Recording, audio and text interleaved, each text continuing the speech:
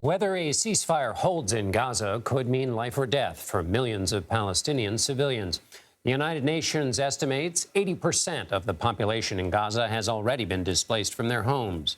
Dr. Tanya Haj-Hassan joins me now to help us understand the medical conditions in Gaza. She's a pediatrician with Doctors Without Borders. Doctor, what are you hearing from your colleagues on the ground now in Gaza? Thank you, John. I think a lot of the messages that I receive from colleagues start with what we're seeing is indescribable. We don't have the words to share the extent of suffering that we're seeing. And I think that's reflective of the scale and scope of human suffering, the fact that it has defied the descriptive ability of language at this point. I'll try my best to convey the images that they're sharing with us, but most of the colleagues that I'm still in touch with have displaced to the south, forcibly displaced to the south. Those that are still in the north, we've lost complete communication with. We're unable to contact them. The communications with the north were severed on November 11th, which has made even the ability to record the number of casualties, the number of injured, impossible. So figure calculations have stagnated on that date. And the Office for Coordination of Humanitarian Affairs for the United Nations, unfortunately, keeps saying that every day when they issue their figures. They've been unable to provide accurate updates since November 11th. My colleagues who've been displaced to the south have found it very difficult to find shelter. 1.8 million Palestinians in the Gaza Strip are displaced. That's 80% of the population. Many have found shelter inside United Nations schools that are over 4 times their capacity at the moment, but many haven't found space there and instead are staying in tents. And I heard from one colleague this morning who said that there are a large number of Gazans who can't even find a tent, so are sleeping on the pavements and in the roads. There is no effective sewage disposal, so this has led to a sanitation disaster. There's no clean water, clean running water, clean drinking water. And as you know, food is in very short supply.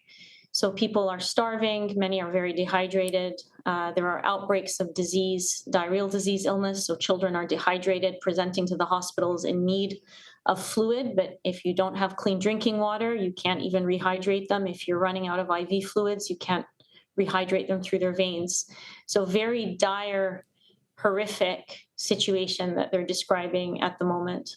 And so, Doctor, what if you could name one thing that the citizens there need, and then one thing that the doctors who are trying to help would need most urgently? What would those two things be? John, that's a very hard question to answer. I mean, all of these things are indispensable to life: water, food, medicine, medical care. You know, if I'm going to think about the injured population, over 36,000.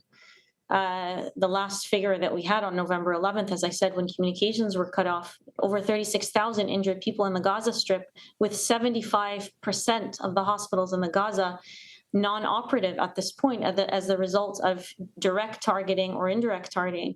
This means that there are only 8 functional or partially functional hospitals in the Gaza Strip out of 36. I don't know how they're caring for these injured patients. As far as I'm aware, none of the hospitals in the north are functioning.